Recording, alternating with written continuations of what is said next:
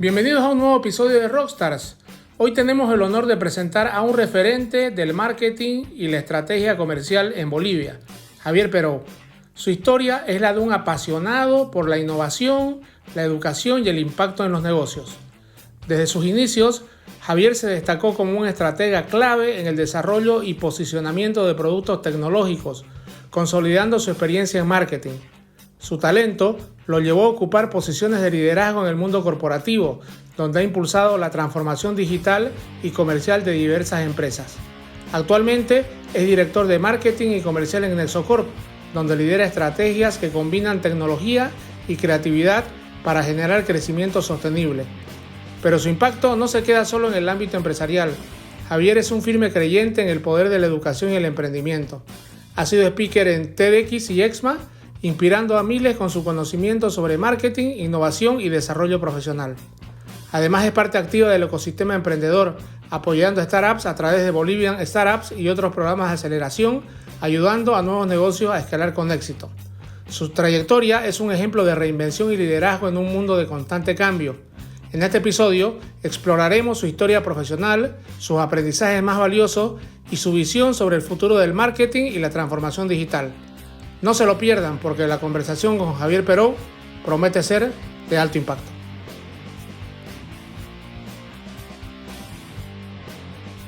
¿Sabías que la mayoría de los que ven este canal no están suscritos? Suscribirte no solo es gratis, también nos ayuda a llegar a más personas y crear contenido que impacte a más vidas. Haz clic en el botón de suscribirse y sé parte de esta comunidad para que siga creciendo. Gracias por tu apoyo. Bienvenidos Rockstars a este nuevo episodio. Este episodio es muy especial porque vamos a arrancar con el episodio número 21 y de acuerdo a lo que investigué, el 1% de los podcasts sobrepasan los 20 episodios, así que tenemos un invitado muy especial, a Javier Peró, así que bienvenido, Javier. Tocayo, ¿Qué tal? ¿Cómo estás? ¿Cómo andas? ¿Qué Bien, bien. Oye, 21 episodios, felicidades. Y lo que tú decías, y yo quiero aprovechar este momento y que hemos venido interactuando en LinkedIn y demás. La verdad es que esa constancia, ¿no? Es,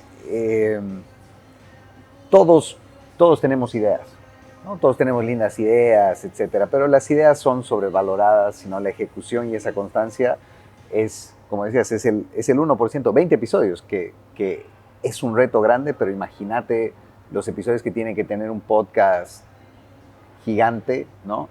Entonces, nada, felicidades por esos 21 episodios y por demostrar que al final del día, el otro día justo escuchaba y decía, no es escribir que voy a hacer la idea, no es hacerla.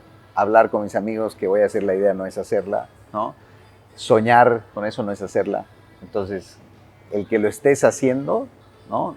Tipo de logística, que estés creando contenido constantemente como un rockstar y que te la creas, me encanta y te felicito y me inspira, porque yo soy de esos que no se la termina de creer.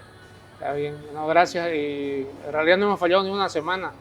Sí, incluso tuve que hacer un viaje hace unos 15 días. Ajá. Y tuve que dejar episodios grabados porque Bien. al final no es que vas a dejar sin contenido a la audiencia. Bien. Tienes que generarle contenido pues, de manera permanente, ¿no? Así que, oye, gracias por aceptar la invitación. Te estaba investigando un poco y te quiero preguntar primero, ¿qué hace un abogado haciendo temas de marketing? No lo sé, lo mismo me pregunto. La verdad es una gran pregunta. Este abogado quería ser presidente del país desde niño, ¿no?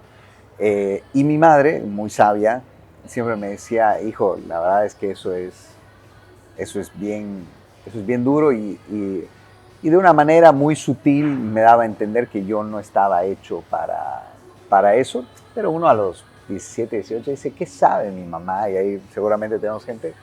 Si yo me la sé toda, yo de pechito, mamá, política no es politiquería, vamos a cambiar esto, pam, pam, pam, me metí al partido, que fue una experiencia hermosa, ¿no? Me enseñó mucho el liderazgo, me ayudó a pulir oratoria, yo soy tartamudo, entonces imagínate cómo el reto, pero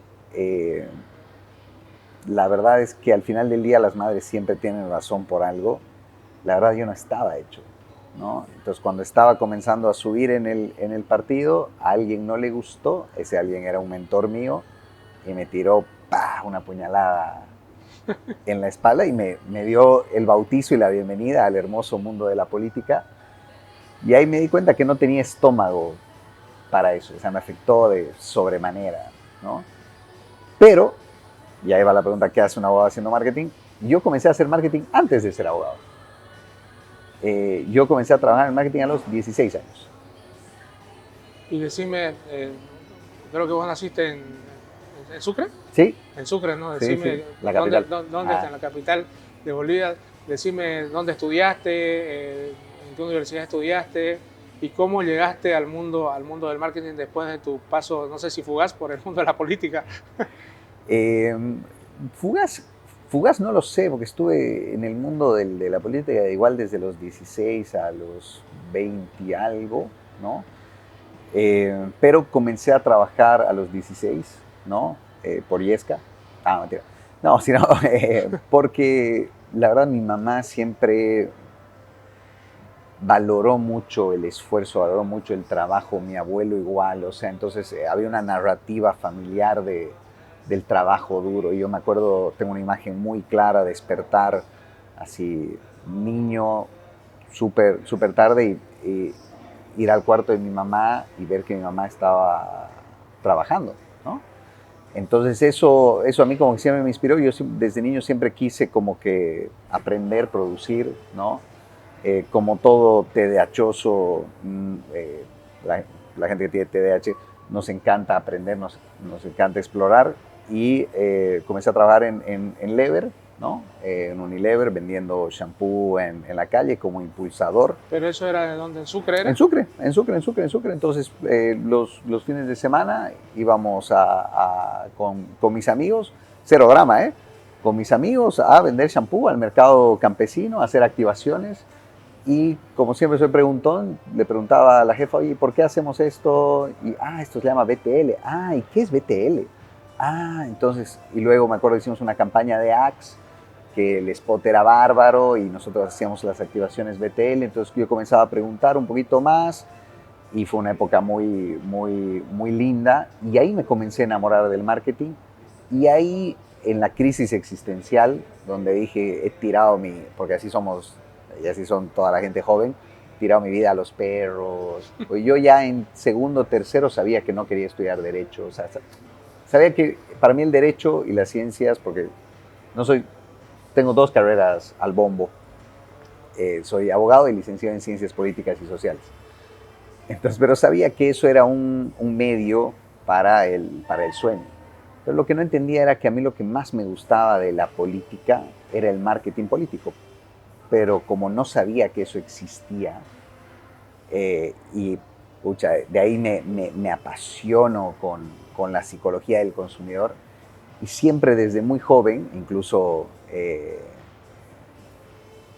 yo cuando era niño no podía conseguir una novia para que me salve la vida, ¿no? Gordito, tartamudo, imagínense. Entonces comencé a investigar la psicología del consumidor, que en ese momento mi consumidor era cómo voy a conseguir una novia. Entonces comencé a estudiar y ahí realmente entendí que me gustaba mucho la psicología en general y la psicología del consumidor aún más, ¿no? Entonces, mis primeras, entre comillas, campañas fueron campañas políticas dentro del colegio. Luego comencé a organizar eventos, ¿no? Entonces comenzamos a hacer fiestas de Año Nuevo, comenzamos a hacer conciertos. Me fue muy mal, me fue muy bien, pero ahí, sin saberlo, yo ya estaba ejerciendo, yo ya estaba comenzando a hacer marketing. Y mientras trabajaba en Unilever y estudiaba en la universidad, me llama la gente de Tigo y me llama un gran amigo que vueltas da la vida terminó siendo uno de mis últimos jefes en Tigo. Lindas vueltas da la vida siempre. Y me dijo, oye, ¿no quieres así venir a vender planes a Tigo? Yo, ¿por qué no? Y de ahí, de vuelta, creo que si puedo dejar un mensaje de ese paso, fue siempre con mucha humildad, o sea, y siempre con un hambre de estudiante. O sea, yo hasta el día de hoy creo que todos los días aprendo, ¿no? Hoy estoy aprendiendo un montón de gente impresionante, pero también aprendo del seguridad, ¿no? Que me recibe todos los días y me da una experiencia de atención al cliente porque me dice, don Javier, ese parqueo, tenga cuidado con el parqueo, que está acá su auto, el otro ya lo ha dejado, hay un parqueo libre allá. Me está enseñando cómo él estudia al consumidor y cómo lo fideliza. Entonces, comenzamos la carrera así con mucha humildad y mucha curiosidad. ¿Cómo llegaste a Santa Cruz? Porque me imagino que tus primeros pasos laborales fueron en Sucre. ¿Cómo llegaste acá?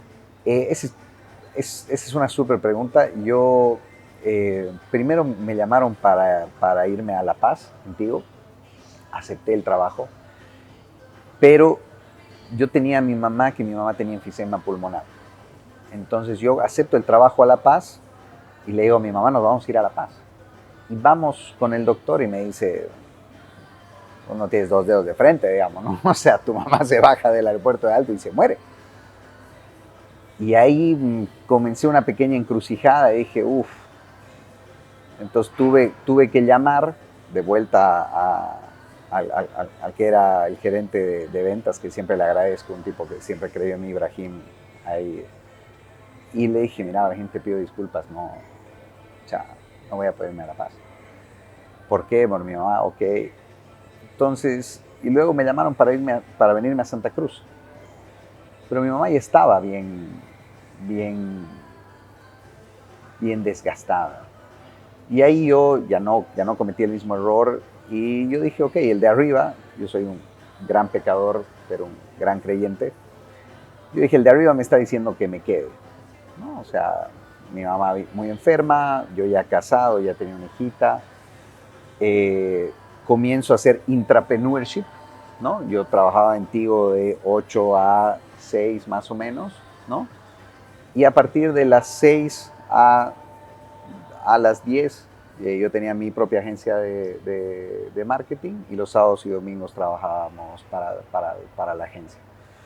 Y lo hacía sobre todo porque en Tigo yo hacía mucho marketing operativo, hacía mucho trade marketing y me encantaba, ¿no? Estaba aprendiendo de branding y demás, pero ya comenzó la era del marketing digital.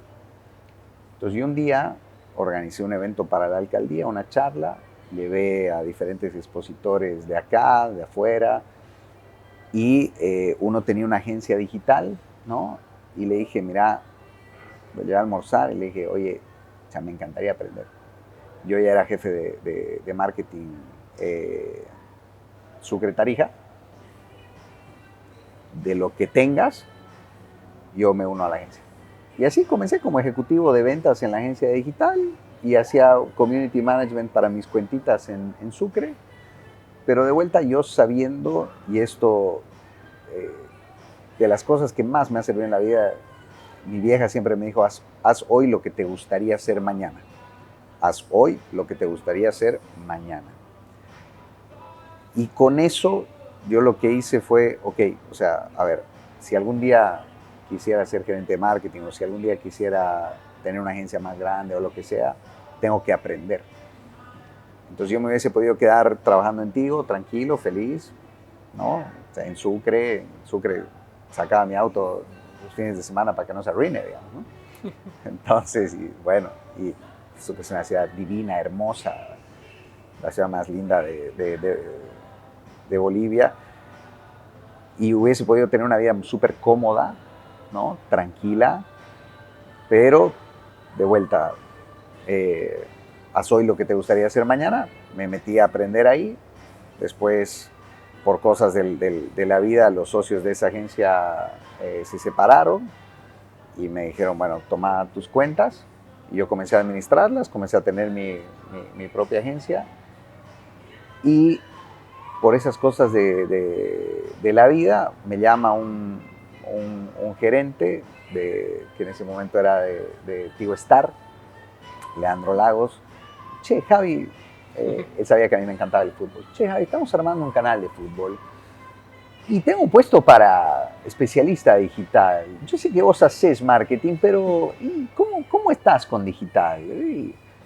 Y yo le dije, hermano, probame y tú ve qué tal estoy para digital, ¿no? Porque obviamente me daba mucho miedo decirles, oye, trabajo, porque en las empresas pasa esto también, hay mucho celo de que el talento se esté desgastando, etcétera, que es correcto. Y bueno, me hizo la prueba, le conté todo lo que yo ya venía haciendo, que ya sabía manejar, etcétera, etcétera. ¿Qué año era eso? Yo soy malísimo con el timeline, no sé, hace 7, 8 años. 7, 8 años. Puede ser. Y la verdad te digo, y esto pasó igual, he tenido mucha bendición en ese sentido, ¿no? Y porque el otro día en una entrevista me preguntaban, bueno, ¿cómo te defines? Yo soy un errante constante, ¿no? Un eterno aprendiz, pero siempre con mucho esfuerzo y mucho laburo. Entonces creo que eso me ha traído muchas bendiciones, ¿no? Y tuve la bendición que en Sucre, cuando tal cual era un pibito estudiando Derecho, y el gerente general vio algo en mí, Juan Carlos Acosta, que se lo agradezco siempre públicamente, porque yo era el estudiante de Derecho que no tenía idea de marketing. Y él dijo, ¿qué talento? Y le pudo haber salido muy mal, y me nombró a los 20 y algo jefe de marketing, cuando yo estaba postulando para otra cosa. Yo estaba postulando para mi puesto de team leader, team Tigo, que era así un grupo de ventas y relacionamiento, digamos, ¿no? Y el tipo apostó en mí, y lo mismo pasó acá en Tigo Sports.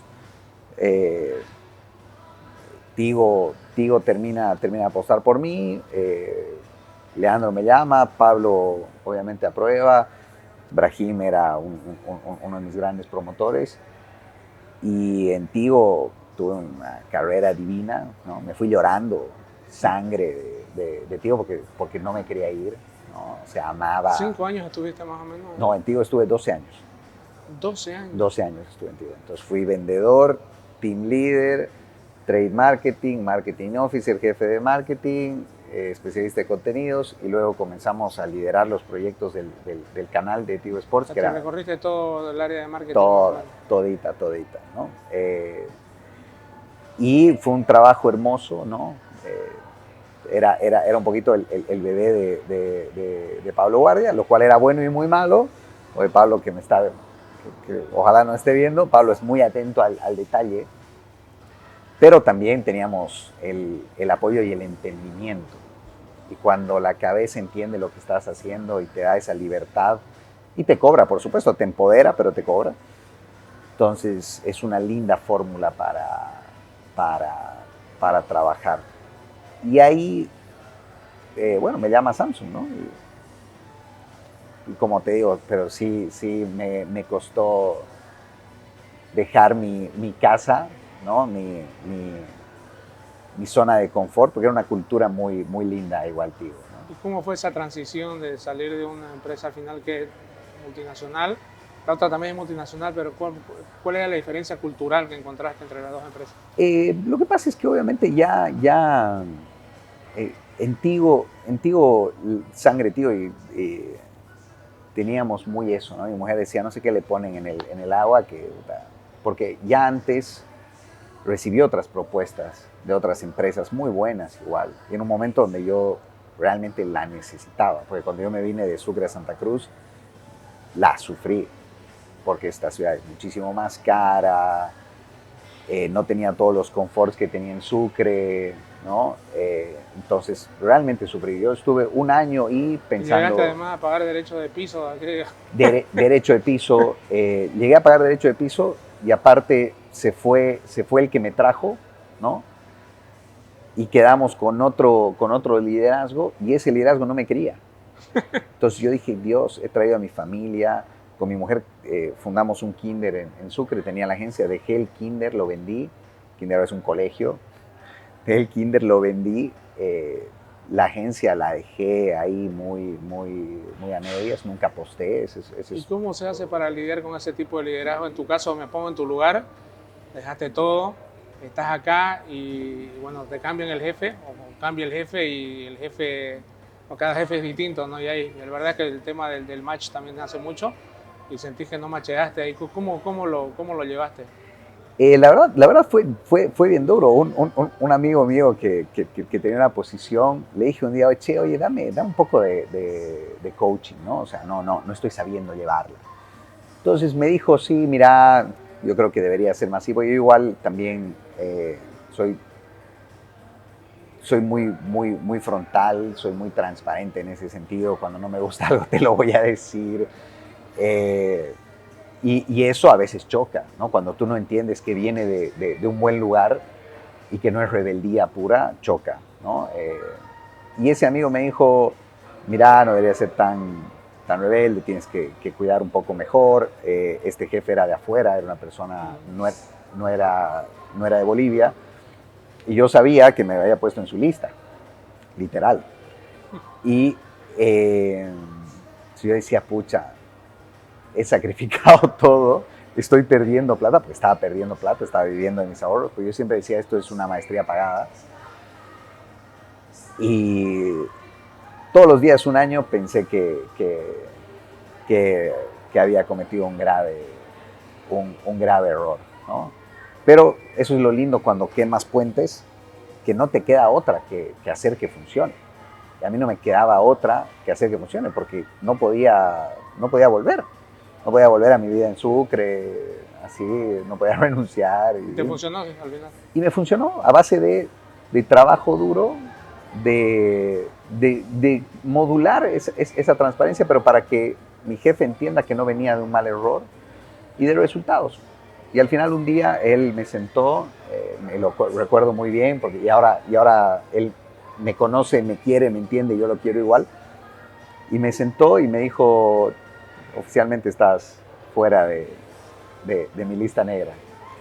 Como chiste, ¿no? Pero también fue un reconocimiento a decir, mira, te lo has ganado. Y de ahí, la verdad, una vez salimos de esa zona de supervivencia, que te ayuda a sacar un poco lo mejor de ti, pero que también no te deja ir al siguiente nivel. Cuando salimos de eso y cohesionamos un equipo hermoso, ¿no? Con Óscar Algorta, con Pablo Achá, con Pablo Fernández, con un montón de personas más, María Laura, y a la cabeza obviamente ya de Pablo Guardia, que como te digo, era su bebé, ¿no?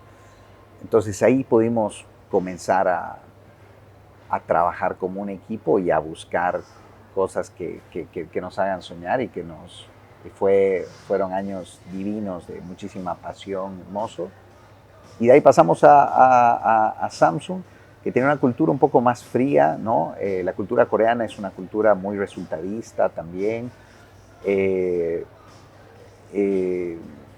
¿Los ejecutivos son coreanos? Son coreanos. Ejecutivos? Claro que sí. Mi jefe era el presidente, que era ¿Hablan español? Coreano. Muy poco, o sea, prácticamente te manejas en inglés, porque vienen cada 3 años. Entonces rotan 2, 3 años, rotan. Entonces te tienes que manejar muy bien en inglés. Y ahí se lo agradezco a mi vieja que me conaneó con el inglés. ¿Qué rescatás de la cultura coreana empresarial? Montón. O sea, el estricto apego a los procedimientos, o sea, el tener una cultura de procedimientos, que eso facilita que la gente venga y tenga las cosas un poco más claras. El arduo trabajo, ¿no? O sea, si yo me creía un buen esclavo, ¿no? Verlos dar un montón más, ¿no? Porque nosotros trabajamos para vivir, ellos viven para trabajar. O sea, ellos tienen que, en una cultura tan competitiva, tienen que salir adelante. Me acuerdo que estábamos en un almuerzo y mi presidente estaba triste y me dice,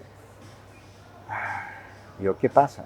Es que mi hijo ha dado su SAT, ¿no? Su prueba para la universidad. Y bueno, ha tenido el récord del colegio, del Calvert, ¿no? O sea, tuvo un récord. Y yo le dije, wow, pero no entiendo por qué está así. Me dice, porque a las universidades que él quiere ir, para los cupos para asiáticos, no es lo suficientemente bueno. Wow. Entonces tiene que volver a tomarlo. Y era, wow.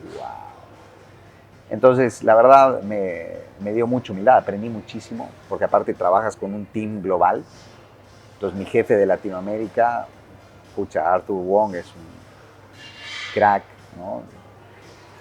Aprendí mucho de la gente de Chile, porque nosotros dependíamos de Chile. Estás constantemente en contacto con Corea, las últimas tendencias. Aplicamos muchas de las cosas que yo siempre les decía esto a la TAM, decía, tomen a Bolivia como un tubo de ensayo. O sea, yo soy el más propenso a tomar riesgos, o sea, hermoso. Probemos acá, si no funciona, no es que Samsung se va a morir, ¿no? Y aquí hay una ejecución muy buena. Yo soy gran creyente del talento boliviano. O sea, el talento boliviano compite en cualquier lugar, producción, todo, cualquier lugar. Como que en Samsung ganamos varios premios. Ganamos un premio global, ¿no? Samsung Plus, que bueno, fue liderado por el equipo. Ganamos Best Practices en Latinoamérica. Entonces, por eso te digo, el talento boliviano. Y eso me ayudó un poquito también a reforzar el autoestima. Porque tú ya me conoces, tú me invitaste a dar una charla y yo a este podcast igual la dudo porque un síndrome del impostor de aquí a la luna, ¿no? De aquí a la luna digo, ¿qué voy a hablar? Pero no parece, ¿no? O sea, no parece desde afuera, por ejemplo, te pareces una persona muy segura. No. Al menos, por ejemplo, la intervención que tuviste cuando yo te había visto en otra conferencia, sí.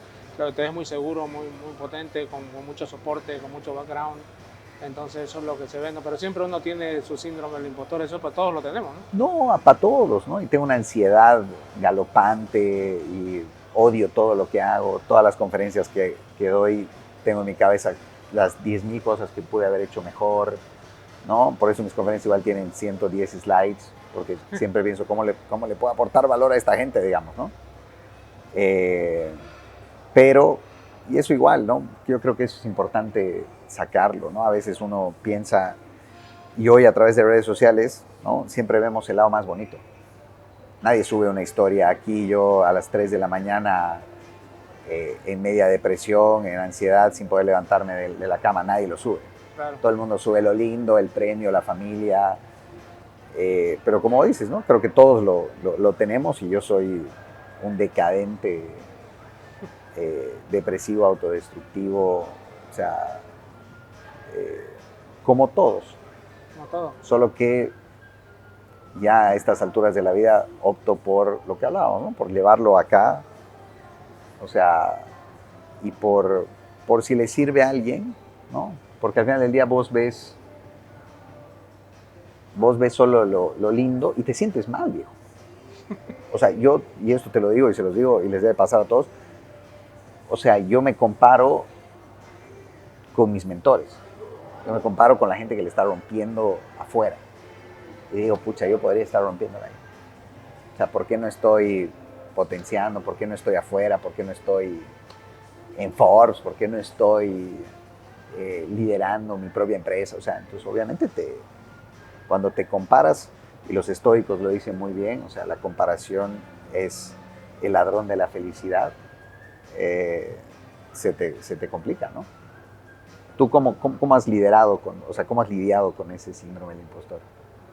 Yo me lanzo y lo hago, a veces sale mal, a veces sale bien, pero me lanzo. Yo creo que pasas una barrera, la principal barrera creo del tema del desarrollo personal, que es uno, la falta de confianza en uno mismo, que es importante, y el otro es el miedo al que dirán, que viene, porque al final sé qué van a decir de mí, que estoy haciendo esto en el trabajo, siempre hay ese síndrome, siempre va a estar, pero y me pasa lo mismo también, que yo podría estar haciendo mi empresa, podría estar en otro lado, y uno se empieza a dar vueltas exactamente lo mismo, ¿no? Pero mira, al final yo creo que, y le decía en un podcast a un amigo la semana pasada que estuve en Barcelona, le decía, al final es un poco desapegarse del resultado, tener claro a dónde querés llegar, totalmente, desapegarse del resultado y sobre todo pensar de que lo más bonito no es tanto el destino, sino la persona en la que te vas convirtiendo cuando llegas a ese destino. Sí, y qué importante, ¿no? Y volvemos al hacer hoy lo que te gustaría hacer mañana, ¿no? Intentar creértela, creo que es lo más difícil, ¿no? O sea, en la última conferencia que di, mis amigos me decían, no puede ser que seas tan manojo de nervios. pero estaba así con el estómago ¿Estabas nervioso? revuelto, estaba resfriado, ¿no? Pero no se te nota, ¿no? ¿O se te notaba? No, me subo, y eso es algo del discurso del rey, es algo que todos los tartamudos que me están viendo, por favor, aplíquenlo. O sea, cuando te subes, ya es como cantar. Entonces ya es... o sea, yo me subo y soy de ahí, y lo disfruto. Ya. Pero toda la previa, Claro, ahí la sufrí. el ego, que es el demonio y es tu mayor enemigo, es esa vocecita en la cabeza que te recuerda y que refuerza tu neocórtex prefrontal y le dice, oye, te vas a hacer daño, oye, la gente, oye, no es lo suficientemente bueno, oye, ¿qué tienes tú para aportar?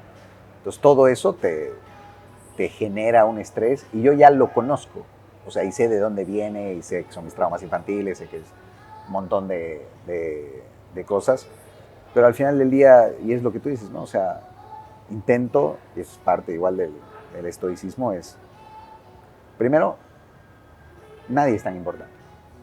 A nadie le importa tanto Eso es. lo que yo hoy voy a decir acá. A nadie. Ojalá si le sirve a 2 personas, escríbanme, pero a nadie le importa. Entonces, y si viene del corazón y no viene del ego, o sea, si viene de intentar agregarle un valor a alguien y no por el aplauso, entonces creo que eso me ha ayudado mucho y me ha ayudado a encontrar también esa recompensa, ¿no? Cuando la gente me escribe. Lo que pasa es que no somos tan importantes como creemos. Ese Para tema, nada, ¿no? para nada. Y al final creo que uno dice, ¿qué van a decir de mí?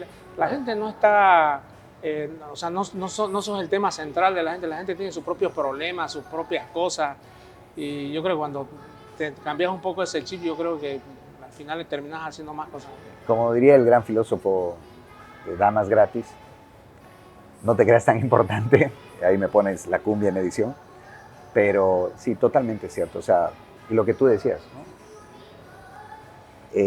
Entender que estás jugando a mediano o largo plazo.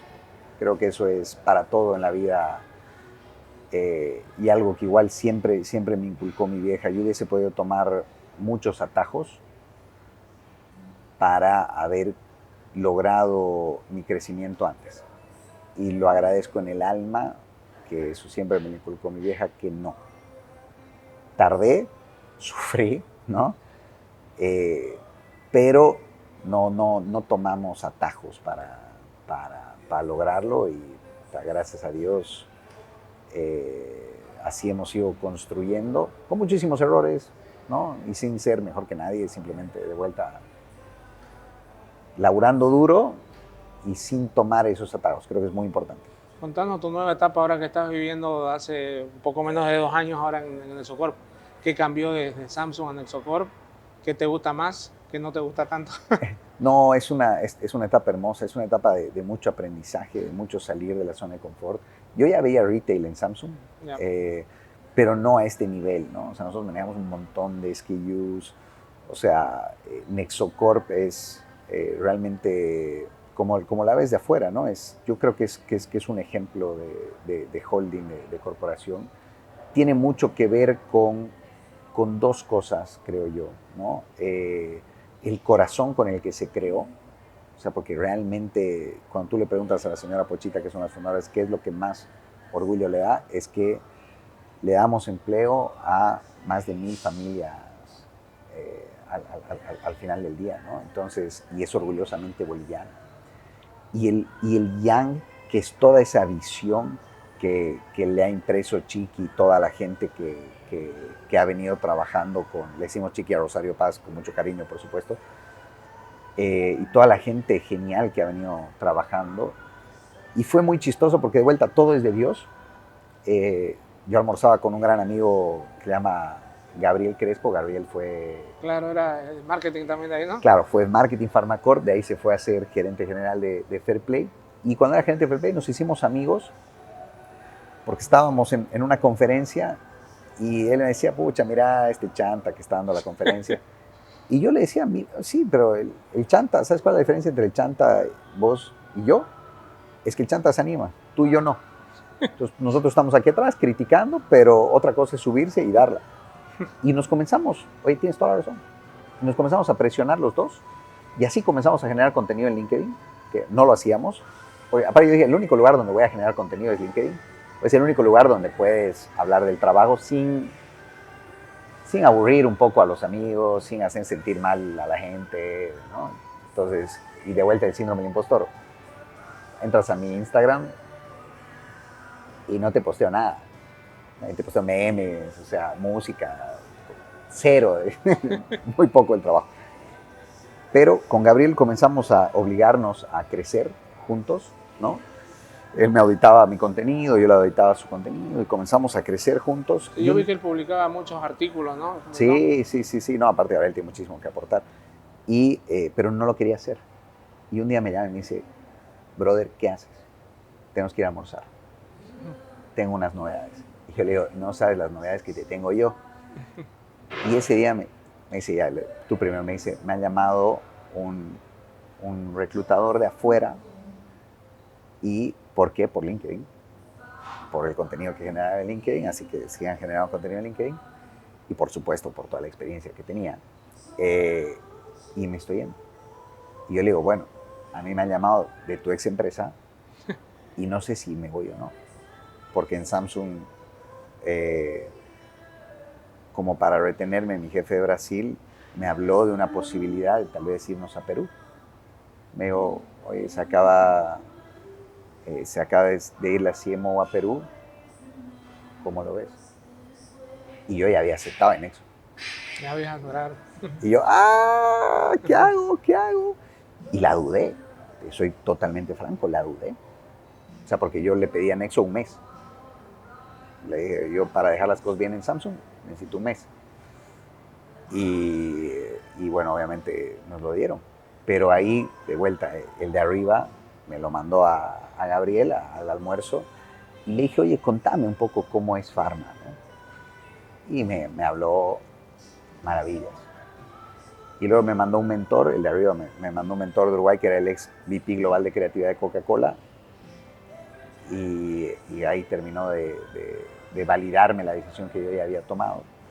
Porque él me dijo, a ver, todo tiene un precio. Entonces, ¿cuál es ese precio que tú estás dispuesto a pagar? Hay gente que el ego, o sea, no está dispuesto a pagar el precio del ego. Porque es hermoso decir, me fui de expatriado. Y yo pensé, la verdad, que él me iba a decir, él se fue de Uruguay a Chile, de Chile a no sé dónde, y de ahí se fue a Atlanta, Georgia, a ser el VP Global de Creatividad de Coca-Cola. Y yo, la verdad, esperaba que él me diga, brother, es obvio, de Bolivia a Chile, de Chile a Corea, olvídate. Y él me dijo, no, o sea, ¿cuál es el precio que tú estás dispuesto a pagar? Yo sufría mucho en Samsung, lo único que no me gustaba era que tenía que pasar mucho tiempo en La Paz. Mis hijos son chiquitos y tenía que viajar mucho, y son chiquitos. Y me pesaba mucho perderme esa etapa, digamos, ¿no? Y por otro lado, tenía esta otra oferta hermosa donde iba a aprender, y te digo, lo que he aprendido en este tiempo ha sido impresionante. O sea, he aprendido porque me ha tocado ver pricing, customer experience, comercial parte de sala, o sea, que por cosas de la vida he terminado de ver comunicación corporativa. Entonces, lo que he terminado aprendiendo en este tiempo es impresionante, ¿no? Obviamente me ha sacado de mi zona de confort, ¿no? Y seguimos aprendiendo, pero es muy, muy, muy gratificante ver ese crecimiento, que al final del día es eso, ¿no? Es como cuando vas al gimnasio, te dicen tienes que romper fibra para crecer. Crecer duele y va a doler siempre. Entonces, salir de tu zona de confort te va a doler. Claro. Y te pregunto ahí, vamos a ir a temas un poquito más técnicos. Yo no soy experto en marketing empresarial, pero ¿cómo se pueden alinear las diferentes estrategias en el Socor con diferentes frentes abiertos, ¿no? Porque son diferentes segmentos de mercado, con diferentes clientes? Totalmente. ¿Cuál es el desafío? El desafío siempre va a ser de vuelta, volver a lo básico y obsesionarte con tu cliente, ¿no? O sea, que no lo hagas para que te guste a ti o para que le guste al directorio, sino que realmente pongas al cliente, ¿no? Así como Jeff Bezos dice la silla del cliente y la pone en todas las reuniones. Ese es el desafío siempre más grande, ¿no? Entonces, al final del día, tú tienes que obsesionarte con ese cliente para entender sus dolores, para entender, ok, cómo yo le puedo aportar valor, más que venderle, cómo yo le puedo solucionar, cómo puedo encontrar algo que realmente me vuelva único y que me diferencie del resto. No solo en la comunicación, sino realmente en el core de esa propuesta de valor de servicio, que al final del día es, y lo digo con firmeza, creo que es una vocación. Es una vocación de servicio. Entonces, ese siempre va a ser el reto, porque una vez tú entiendes eso, volviendo a las tendencias del marketing, puedes personalizar. Entonces, ya que estoy recogiendo data, que estoy recogiendo insights, que estoy recogiendo comportamiento, hábitos de compra, etcétera, si yo entiendo no simplemente la data dura, pero yo entiendo, aparte eso lo sumo con la psicología del consumidor, y yo realmente entiendo a esos segmentos, a esos buyers, a ese target, a esas personas a las que yo quiero solucionar, le voy a poder brindar una solución que realmente conecte y que sea personalizada. No sé si te ha pasado y te pregunto que estás viendo YouTube y te aparece de repente así un anuncio totalmente random, X, que tú dices, ¿cómo ha llegado esta canción árabe a mi YouTube, digamos, ¿no? Esa gente está tirando. El de las visas, ¿no? Que todo no... Oye, el de las visas. Oye, no me voy a ir, Colombo, por favor, ya. Si no veo tu ad, si no tengo un full view del ad en tanto tiempo y lo estoy skipeando, dile por favor a tu agencia, querido Colombo, que haga un mejor trabajo y que personalice mejor. Sabemos que estamos en crisis, pero no todos los bolivianos nos queremos ir. Deja de bombardearme, viejo. O por lo menos ten la decencia de crear diferentes anuncios y que sean un poquito más entretenidos para que por lo menos me haga reír, para que por lo menos me emociones. Si me va a seguir bombardeando... ¿Cuánto habrá pagado el hombre, dijo, para salir tanto? Porque a todos nos sale, ¿no? Claro. Y de vuelta, entonces no estás personalizando y él no está haciendo realmente un seguimiento a su pauta y no está haciendo esa iteración, porque es el mismo anuncio hace 3 meses, brother, ¿no? Entonces, ya deberíamos saber, decir, ok, a ver, esto no está funcionando acá, esto no está funcionando acá, cuáles son los países donde mejor está funcionando, cómo está mi click-through rate, o sea, cuánta gente realmente me está direccionando, cómo funciona este anuncio versus este anuncio. Tiene 2 anuncios. Brother, deberías tener 64 anuncios. Burger King hace poco sacó un anuncio donde, ¿sabes qué? Era genial. Ahora dicen, son 2 tipos sentados en un restaurante y dicen, qué molesto es ese anuncio de YouTube. Yo quiero ver mi podcast, quiero ver aquí a los rockstars hablando y me salta mi anuncio de YouTube. Sí, qué molesto, ¿no? Pucha, odio los anuncios y aparece una hamburguesa y dice, sí, odio esas malditas ofertas que son tan buenas como un 2x1, ¿no? Y han hecho 64 anuncios personalizados. ¿Para qué? Para llegarte a hábitos de consumo. Mi brother, ¿tú qué ves en YouTube? ¿Qué? ¿Qué veo? En YouTube, sí. Podcast. Entonces, ponte, para el que ve podcast, él abre el anuncio y dice, pucha, yo queriendo ver mis podcasts de contenido de marketing, ¿no? Para el que le guste el rock, pucha, yo queriendo escuchar mis canciones, etcétera, etcétera. Entonces, a ese nivel de entendimiento y personalización es lo que todos queremos que lograr, ¿no? Entonces, creo que ese es el reto. Y como tienes tantos frentes, pues tenemos Pizza Hut, tenemos Amarket, tenemos Dr. Osvaldo, tenemos Farmacorp, y es un mundo, es la cadena de retail más grande del país. Entonces, creo que es un reto bien grande. Y el segundo reto siempre va a ser igual, si bien está creciendo como corporación, mantener ese corazón familiar, que es, te digo, yo siempre lo digo, creo que es ese ingrediente secreto. Cualquiera puede crecer, cualquiera puede meter plata y poner 200 farmacias, pero no es plata, de vuelta es esa vocación, esas ganas de hacer las cosas bien y ese corazoncito, que siempre es difícil, y ese es un reto muy grande, de que mientras la corporación crezca, esa esencia siga prendida, la esencia de una familia que tú la notas. Es una familia que tiene pasión, una familia que tiene vocación de servicio, una familia que le importa mucho el boliviano, la gente, y por eso sigue apostando. Porque ahora sería muy fácil, como lo han hecho muchas empresas, doy un pasito atrás, veo qué pasa con esta crisis, no abro más nada, no apuesto en Bolivia, es más, saco mi plata y la pongo en otro lado. Pero de vuelta, o sea, la esencia y ese propósito, ese nexos de por vida que a nosotros nos gusta llamarlo, hace que el grupo, el directorio, la familia, porque es una empresa familiar, siga apostando por Bolivia porque tiene un propósito mayor.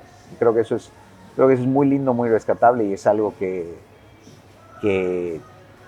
tenemos que luchar todos los días para que siga permeando en los más de 1,000 empleados, ¿no? Con todos los especialistas sectoriales que he hablado, en logística, en marketing, en finanzas, todos coinciden en una cosa, que siempre hay que volver a lo básico. Sí, siempre, todo. Back to basics. Ahora, en el tema del marketing, ¿qué es lo que más ha cambiado en los últimos años? Yo creo que estamos viviendo en un mundo de formas carente de fondos. Todo el mundo busca ser viral, todo el mundo busca subirse a las tendencias, todo el mundo busca el view, todo el mundo busca el éxito rápido, ¿no? Y ahí lo que tú decías responde un poco la pregunta, ¿cuál es el core? ¿No? O sea, todos queremos hacer chistes, todos queremos hacer humor, pero realmente eso es congruente, coherente con tu propuesta de valor, con la historia de tu marca, con cómo has venido. Yo el día de mañana, y lo he hecho, cuando recién me nombraron jefe de marketing, yo me comencé a vestir como yo pensaba que se debería vestir un jefe de marketing, ¿no? O sea, con saquito, aparte con el saco de mi viejo, ¿no? O sea, porque obviamente yo tenía un saco que era el de la promo, digamos, ¿no? Entonces, con el saco de mi viejo, entonces eres un impostor, pues, viejo. Y lo mismo pasa con las marcas. Entonces, hay marcas que hoy quieren como ¿cuáles son las emociones que más conectan? ¿Cuáles crees tú que son las emociones que la gente más comparte en redes sociales? No sé, la risa, la alegría. Bien. Jonah Berger, que tiene un libro muy, muy lindo, se llama Contagious, nos dice que primero está el odio. O sea, a todo el mundo le gusta el odio, el chisme, ¿no? O sea, y lo estamos viviendo todos los días, peor Está por encima de la alegría. Está por encima, el odio, la visceralidad está por encima. Y después viene el humor. Entonces, como sabemos qué es el humor, todos queremos hacer humor.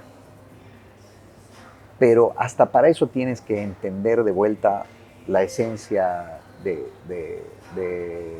tu marca, ¿no? No todos pueden ser tío Kiki, no todos pueden ir tirando memes, ¿no? Hay otras marcas que quieren ser inspiracionales cuando ellos no son inspiracionales, ¿no? Entonces, tienes que volver un poco a la esencia para realmente, y esto lo decía mejor Simon Sinek que nosotros, ¿no? O sea, ese Golden Circle, ese why, para que ese why sea el que permee sobre todo, ¿no? Que te digo, cuando hacíamos Tío Sports, o sea, ese why era el orgullo boliviano, o sea, romper el lamento boliviano, demostrarle al mundo que Bolivia puede, ¿no? Romper toda esa historia. Entonces, todo lo que hacíamos volvía a eso. O sea, a ver, con esto que estamos haciendo, no sé, en algún momento nos dijeron, ¿por qué no traen un comentarista de ESPN? Un relator de ESPN. Y tú lo ves y dices, oye, puta, suena súper bien. Y luego vuelves a tu why y dices, pero esto es congruente con mi why. O sea, traer talento afuera para que reemplace a mi talento local, que es muy bueno, pero como tenemos ese lamento boliviano, nos encanta que venga el de afuera a enseñarnos, porque creemos siempre que lo de afuera es mejor. Eso no es coherente con mi why. Entonces, ¿por qué voy a importar? ¿No? Lo mismo en Samsung. Samsung era, para mí, de vuelta, cómo empodero al boliviano con herramientas tecnológicas, etc. Entonces, nuestro RCE tenía que ir conectado a ese empoderamiento, ¿no? Y por eso Solve for Tomorrow, o sea, pero era el empoderamiento. Y lo mismo nos toca ahora desde Nexos, que es Nexos de por vida, que lo hemos denominado así. O sea, y siempre el reto va a ser cómo yo puedo cuidar esos nexos de por vida, desde la creación de mi producto, desde la comunicación, desde la experiencia, desde cómo resuelvo, desde cómo lo veo a mediano o largo plazo, desde que hoy, si bien no es el mejor contexto para para apostar, yo sigo apostando porque quiero llevar salud y bienestar a la mayor cantidad de familias de Bolivia, ¿no? Te hago una pregunta ahí. Yo lo que veo, por lo menos, lo voy a asociar el tema de las marcas personales con las corporativas. En las marcas personales hay una cultura mucho de copy-paste. O sea, Totalmente. a alguien le funciona un gancho viral o le funciona un tipo de contenido que a una persona le funcionó y creen que ese mismo contenido exactamente igual le va a funcionar. ¿Crees que en las empresas pasa exactamente lo mismo? Muchísimo. De vuelta, un mundo de formas y no fondos, ¿no? O sea, nos subimos al tren, pero no intentamos resolver el problema. Y obviamente lo fácil es subirse al tren, generar las views, etc. Y alguna te va a pegar, ¿eh? Y a todos nos ha pasado, ¿no? A todos, por supuesto. Y para las marcas personales creo que es lo mismo, ¿no? Hoy ChatGPT, paca, 5 consejos para hacer esto. Y nos lo dice Neil Patel. Neil Patel saca un estudio hace poco de cómo el contenido que es generado por AI ya no está pegando porque la gente lo detecta falso, lo detecta auténtico. El contenido que se alimenta de insights de AI y es personalizado, o sea, donde tú le metes tu cariño, ese es el contenido que hoy mejor está pegando, digamos, ¿no? Entonces, una de las principales preocupaciones de los marketeros en general es que obviamente hoy la democratización de las herramientas hace que cada vez todos generemos más y mayor contenido. Entonces hay mucho más ruido, ¿no? Entonces en ese ruido siempre va a ser más difícil destacar. Pero de vuelta, estamos en un mundo donde ya no es la cantidad sino es la calidad. Entonces de tus viewers, por ejemplo, no sé, el día de mañana tú quieres entrevistar, no sé, a una celebridad de Calle 7. Es con el core, o sea, estás conectando con realmente tu propuesta de valor, o sea, le estás brindando lo que tu audiencia realmente quisiera ver. Puede que sí, puede que no, pero, o sea, creo que es, volvemos a primero conocerme yo muy bien, entender muy bien quién soy, cuál es mi congruencia, etcétera, etcétera, ¿no? Por ejemplo, yo tengo este reloj de Game Boy, ¿no? Y en algún momento, para una entrevista, me dijeron, oye, ¿no tienes un reloj un poquito más formal? Y yo, sí, lo tengo. ¿Entrevista de...? Para una portada. Ah, ok. Para una sesión de fotos. Y yo, sí, lo tengo. Me es como, tengo un Omega réplica, por supuesto, no tengo mango para comprarme un Omega, pero réplica, divino, que parece real, hermoso. Que lo uso para bodas, para estar finuli, ¿no? Pero no, o sea, esto es quien me representa. Es ese niño interno, ¿no? Que sabe que tiene que seguir siendo un estudiante de la vida, que sabe que a pesar de que hoy te puede ir un poco mejor el día de mañana, igual vas a volver a sufrir porque la vida es eso. Y no te va a hacer ni menos ni más, ¿no? Y lo dice mejor Fito Páez, ¿no? O sea, ni el oro ni... Yo te veo, mira, así desde afuera como un disruptor, digamos así. O sea, ¿cómo se hace para poder alinear ese disruptor con el tema corporativo? Yo creo que te cuesta mucho eso, me imagino. Se sufre harto, se pelea harto, pierdes hartas batallas, pero de vuelta, lo que tú decías al principio, y me quedo con eso, ¿no? Separar el ego, ¿no? Me ha pasado mucho en Tigo, me acuerdo, planteé una idea, estás loco, entonces luego la volví a plantear, estás loco, la volví a plantear, ¿no? Y me dijeron, ya, ¿sabes qué? Comenzaba con esto chiquito ahora y después vamos a hacer esto. Y con MVPs, con resultados, ¿no? Mostrando resultados, ganándote un poco la confianza, ¿no? No deja de ser difícil muchas veces, ¿no? Y siempre rodeándote, y esto, pucha, lo dice 12 Rules for Life, ¿no? Que es un librazo, pero intentar de rodeándote que realmente de gente que quiere que genuinamente ganes, de gente que quiere genuinamente que le vaya bien a la empresa que te vaya bien a ti, que le vaya bien al equipo, porque esa gente es la que te va a decir las cosas, porque, como tú dices, el disruptor, que te lo agradezco, pero creo que no, me considero alguien que le gusta tomar riesgos, pero no disruptor como tal, pero el disruptor siempre va a tener ideas y siempre va a querer tirar cosas, pero necesita alguien que también lo ancle o lea, no, o que lo rete, lo challenge, ¿no? Entonces, pero la gente que genuinamente te quiere ver ganar, te quiere ver triunfar, te va a decir las cosas con mucha franqueza, pero con amor. Claro. E igual siempre es bueno, y esto lo hablo mucho con mi esposa, yo cuando tengo esos conflictos me dice, tú tienes que hacer lo que te diga tu gut feeling. O sea, y mi gut feeling, por suerte, cuando yo he sido realmente true to myself, o sea, cuando he sido realmente genuino conmigo mismo, leal a mí, no me ha fallado. Y si me ha fallado, lo he abrazado orgulloso. Porque me he equivocado 10,000 veces y lo he abrazado orgulloso.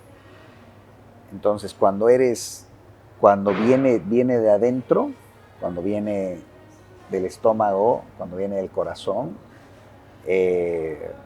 las cosas van a funcionar de otra manera y vas a poder sacar esas disrupciones respaldadas siempre de vuelta. Y lo que hablamos al principio, las ideas son sobrevaloradas, ¿no? ¿Qué planes tenés para tus próximos 5 o 10 años? ¿Dónde te ves? ¿O qué te gustaría hacer en el futuro, no? Sobrevivir. Además de sobrevivir, ¿qué te gustaría hacer? No sé. ¿Conferencias? ¿No te gustan las conferencias? ¿No te gusta mucho hablar? Me encantan las conferencias. Sufro mucho antes de cada conferencia porque me cuestiono la vida, pero me encantan las conferencias. Me gustaría realmente, y es más, no, le pongamos cosas, ¿no? De aquí a unos años vamos a estar ¿Por qué has hecho charla TED todavía, no? Sí, o sea, sí, hemos ¿cómo hecho. habrás sufrido? Decir que sufrir la previa, me imagino, ¿cómo sería eso? Sí, aparte mi charla TED fue, yo al principio la quería hacer de marketing, y Walter, que era la persona que me estaba guiando, o sea, me dijo, pero a ver, tienes este otro lado, ¿no?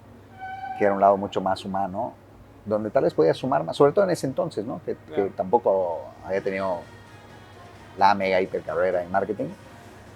Entonces me ayudó por ese lado, así, pero fue mucho más difícil porque hablé de mi depresión, hablé del suicidio de mi viejo, hablé de la muerte de mi vieja, o sea, fue algo mucho más personal. Y la vulnerabilidad es lo más difícil, ¿no? Y lo que más conecta al final del día también, pero es lo más difícil.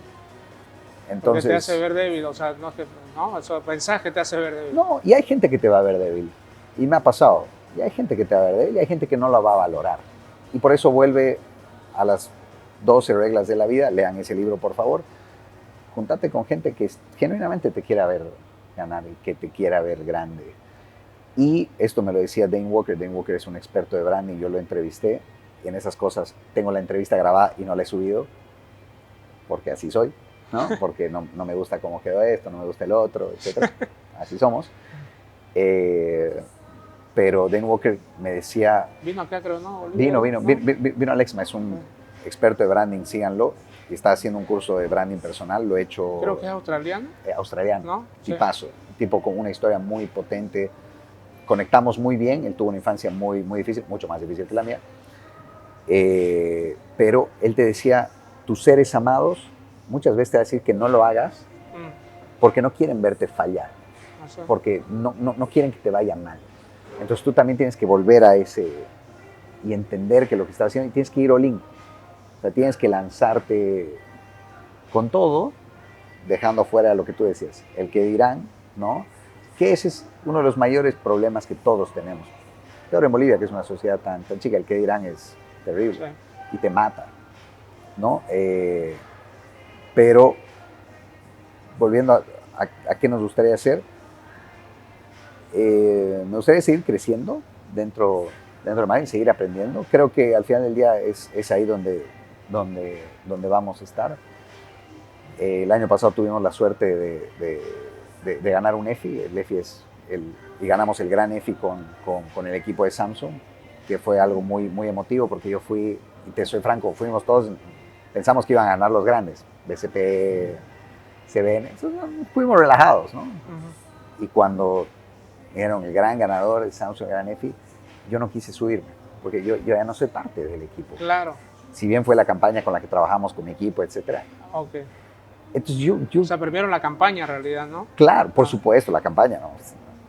Y premiaron la campaña como la mejor campaña del año en base a resultados. Eso es el EFI. El EFI te premia no solo la creatividad, sino los resultados logrados. Entonces, un mix. Y un gran jurado lo define, que eso es más bonito igual.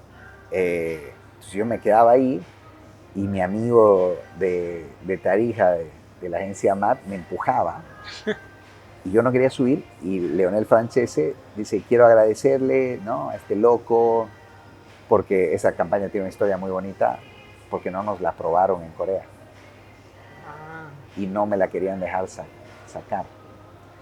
Y el equipo... Fíjate, así decir que no sos disruptor, ¿no? ¿Cómo no? Y hablamos con mi gerente de la TAM, que no le entendía porque se llamaba Actualízate, véanla, es muy linda, un gran trabajo de todo el equipo. Pero la línea global era gente joven en skate, ¿no?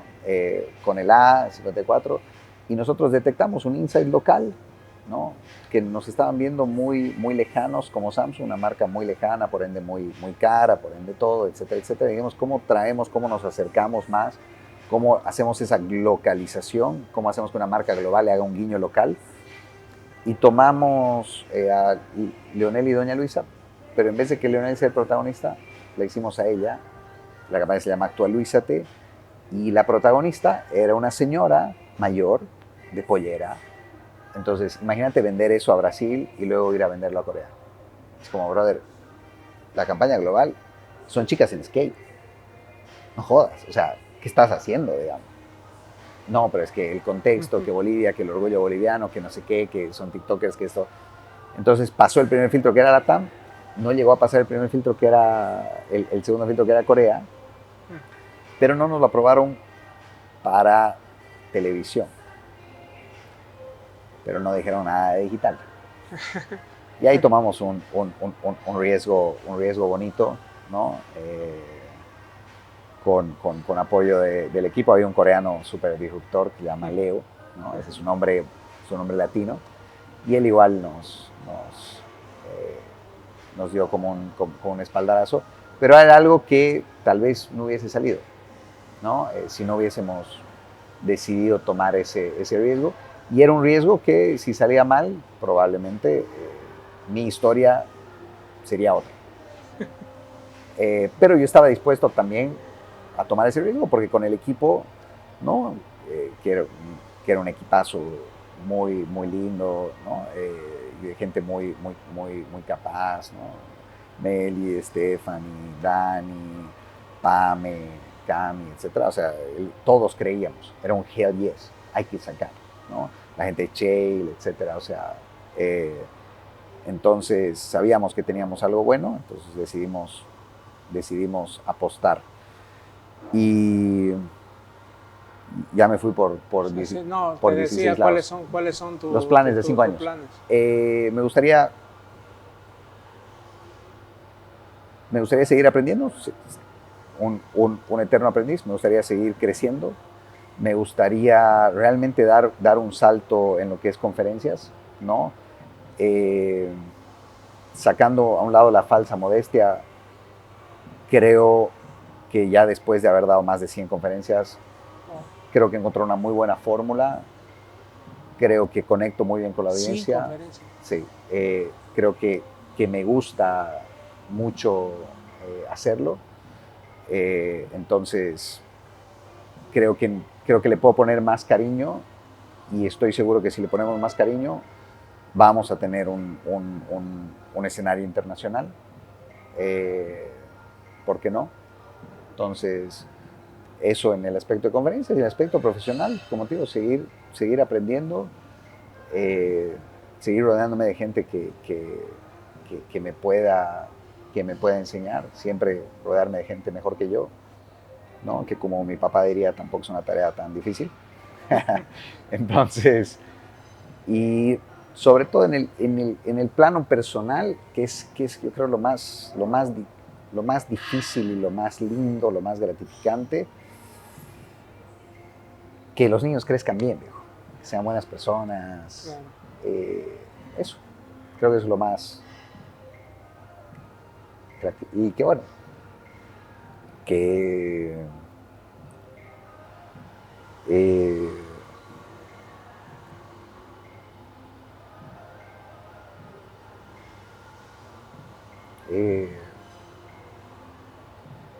yo siempre digo que todo lo que tengo, todo lo bueno, se lo debo al Dharma de mi vieja. Entonces creo que retribuir eso, de alguna manera, creo que es el reto más grande. Buenísimo, Tocayo. Gracias por aceptar la entrevista, de verdad. A ti, gracias, hermano. Gracias, querido.